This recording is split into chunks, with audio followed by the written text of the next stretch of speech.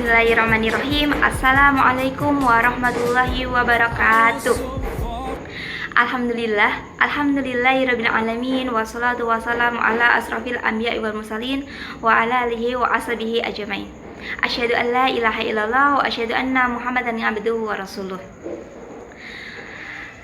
Pertama-tama, marilah kita panjatkan rasa syukur kita kehadirat Allah Subhanahu wa Ta'ala yang telah memberikan kita nikmatnya, nikmat sehat, nikmat sempat, dan nikmat waktu luang, serta inayahnya kepada kita.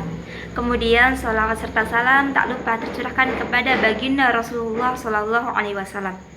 Dialah suri tauladan bagi kita yang pantas kita cintai dan kita idolakan. Dialah sebaik-baik tokoh motivator dan sebaik-baik suri tauladan.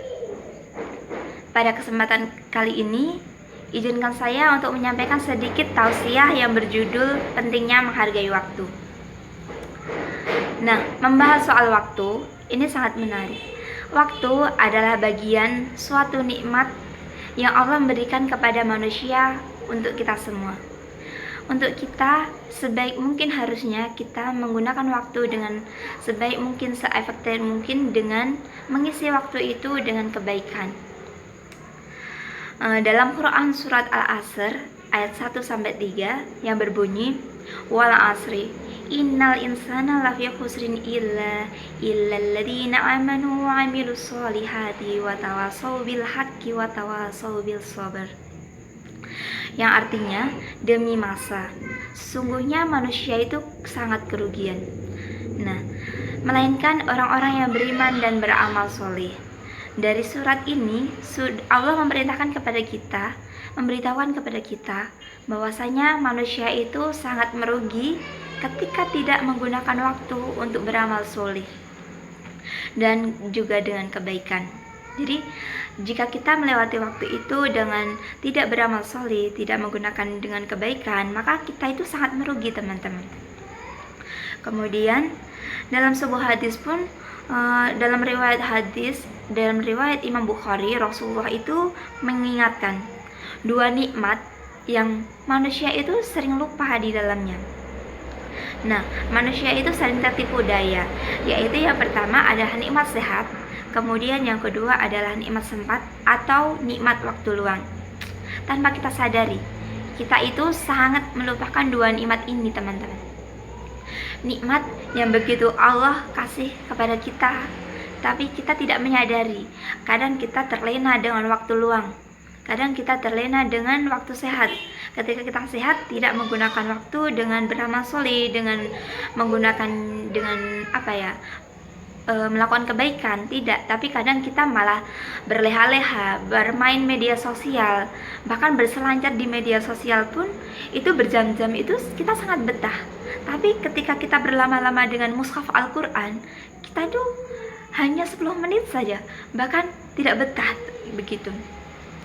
Itu nasihat juga buat saya sendiri dan juga kita semua, bahwasanya waktu itu harus digunakan dengan sebaik mungkin sebelum datangnya waktu sempit dan datang waktu sakit, sehingga nikmat sehat itu sangat bermanfaat, sangat terasa ketika kita sakit. Kita mengingat ketika kita sehat, oh dulu saya sehat tapi saya tidak menggunakan waktu itu dengan sebaik mungkin. Ketika kita sakit, untuk makan pun susah, untuk berjalan pun kadang susah, hanya sakit, misal sakit masuk angin tuh, meriang, kita sangat merugi sesungguhnya ketika sehat tidak menggunakan waktu dengan baik. Kemudian ada 3 bentuk kerugian ketika kita tidak menghargai waktu dengan semaksimal mungkin. Yang pertama adalah kita tidak mengisi waktu luang dengan amalan-amalan soleh, sehingga waktu luang kita terlewatkan dengan tidak beramal soleh. Kemudian yang kedua adalah menggunakan waktu dengan diisi amalan-amalan yang merugikan, misalnya seperti main game, kemudian hanya ngerumpi dengan teman-teman mungkin di kampus, di rumah, dan tidak menggunakan dengan seperti membaca buku, seperti memotivasi orang yang tentunya itu sangat bermanfaat dan sangat menginspirasi. Kemudian yang merugikan ketiga adalah mengisi atau melewati waktu dengan hanya mementingkan kepentingan duniawi. Misalnya kita kuliah tapi kita tidak niatkan dengan semata-mata karena Allah. Nah, ini hanya duniawi. Kita menuntut ilmu tapi tidak berniat karena Allah. Sehingga kita percuma. Kita dapat ilmunya, iya, tapi kita tidak dapat pahalanya. Kayak gitu. Kemudian ada lagi dalam sebuah riwayat dari Imam Hakim. Nah, di sini Rasulullah itu bersabda yang artinya, manfaatkanlah 5 perkara sebelum datang 5 perkara. Apa itu? Yang pertama adalah masa mudamu sebelum masa tuamu. Masa muda sebelum masa tua. Nah, di sini teman-teman, kita selagi masih muda, mari kita maksimalkan waktu muda ini untuk berbuat kebaikan, beramal soleh, datang ke taklim, dan juga tentunya berlomba-lomba dalam kebaikan ketika masih muda. Karena masa muda itu menentukan kita di masa tua. Nah, kemudian yang kedua adalah waktu sehatmu sebelum waktu sakitmu. Nah, tadi di awal sudah dijelaskan, udah saya kasih waktu sehat sebelum waktu sakit. Kita itu sangat merasakan ketika kita sakit, maka ngapa-ngapain itu sangat tidak nikmat gitu. Makanya ketika kita sehat, mari kita nikmati masa sehat ini dengan beramal solih tentunya. Kemudian yang ketiga adalah masa kayamu sebelum masa fakirmu. Nah, di sini mengajarkan kepada kita bahwasanya ketika kita masih kaya, atau bukan masih kaya deh, ketika kita kita punya uang, mari kita sisihkan sedikit rezeki kita untuk diberikan kepada fakir miskin, ataupun kita sedekahkan. Yang kecil saja kita kasihkan tukang yang mengatur lalu lintas itu walaupun 5.000 bagi kita itu sangat kecil, tapi bagi mereka itu sangat berarti. Kemudian yang keempat adalah masa luangmu sebelum masa sibukmu. Nah, mumpung kita masih luang, mumpung kita masih ada banyak waktu, sebaiknya kita gunakan waktu kita dengan semaksimal mungkin. Jadi jangan sampai ketika kita sibuk, jangan sampai kita misalkan sehari itu kita luangkan untuk sedetik di waktu jam 9 atau jam berapa, di waktu duha kita sholat duha 2 rakaat, 4 rakaat kayak gitu. Jadi mumpung kita masih luang kayak gitu.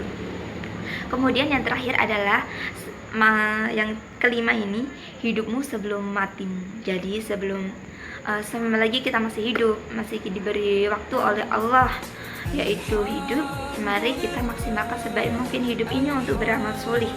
Jangan sampai kita nanti ketika meninggal, banyak itu ada ustadz menyampaikan bahwasanya orang yang mati itu ingin kembali lagi hidup hanya untuk sholat kayak gitu. Jadi mari kita maksimalkan hidup kita untuk beramal soleh, untuk mencari pahala sebaik mungkin. Mari kita berlomba dalam kebaikan. Nah, jadi jangan sampai kita merugi teman-teman. Mari kita maksimalkan, apalagi kita masih muda, mari kita maksimalkan masa muda kita untuk beramal solih dan tentunya untuk mengajak kepada kebaikan. Sekian khidbah dari saya, semoga bermanfaat. Dan yang terakhir adalah mari kita menghargai waktu, karena waktu itu sangat penting dan sangat berharga sebelum kita merugi nantinya. Wassalamualaikum warahmatullahi wabarakatuh.